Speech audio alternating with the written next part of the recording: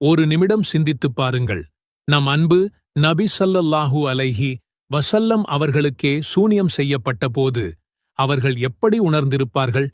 உடல் தளர்ந்து மனம் குழம்பி 1 மாதம் வரை படுக்கையில் இருந்தார்கள்.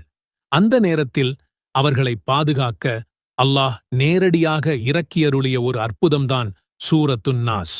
இது வெறும் மந்திரமல்ல, இது ஒரு கவசம்.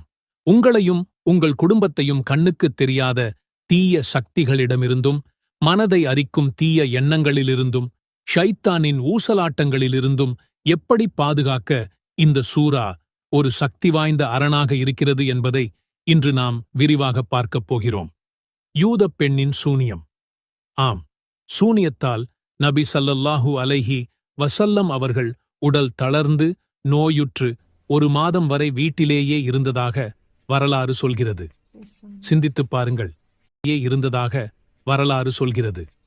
சிந்தித்துப் பாருங்கள்.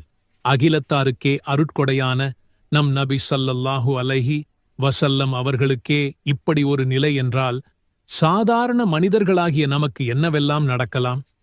அந்த நேரத்தில் ஜிப்ரீல் அலைஹிஸ்ஸலாம் அவர்கள் வந்து, இது தீய சக்தியின் வேலை, அல்லாஹ் உங்களுக்கு ஒரு பாதுகாப்பு கொடுத்திருக்கிறான் என்று சொன்னார்கள். அதுதான் சூரத்துன் நாஸ். இது வெறும் கடந்த கால வரலாறு மட்டுமல்ல, இது நம் ஒவ்வொருவரின் அன்றாட வாழ்க்கையிலும் நடக்கும் போராட்டம்தான். உங்கள் மனதில் திடீர் என்று ஒரு எதிர்மறை எண்ணம் வருகிறதா? யாரையாவது பற்றி தவறாக நினைக்கத் தோன்றுகிறதா? உங்கள் குழந்தைகள் இரவில் பயந்து தூங்க மறுக்கிறார்களா? உங்கள் வீட்டில் காரணமில்லாமல் சண்டை சச்சரவுகள் அதிகரிக்கிறதா? உறவுகளில் விரிசல் ஏற்படுகிறதா? வேலை செய்யும் இடத்தில் மன அமைதி இல்லையா? இதற்கு பின்னால் இருப்பது வஸ்வாஸ் என்ற தீய ஊசலாட்டம். நபியே வீராக, மனிதர்களின் இறைவனிடத்தில் நான் காவல் தேடுகிறேன். அவனே மனிதர்களின் அரசன்.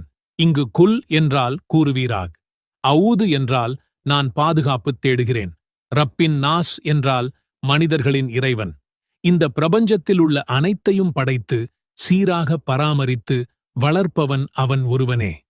நாம் பாதுகாப்பு தேடுவது இந்த சக்தி வாய்ந்த கருணையுள்ள ரப்பிடம். உலக அரசர்கள் கூட குறிப்பிட்ட எல்லைக்குள்தான் அதிகாரம் செலுத்துவார்கள். ஆனால் அல்லாஹ்வோ மனிதர்கள் அனைவரின் மீதும் முழுமையான அதிகாரம் கொண்டவன்.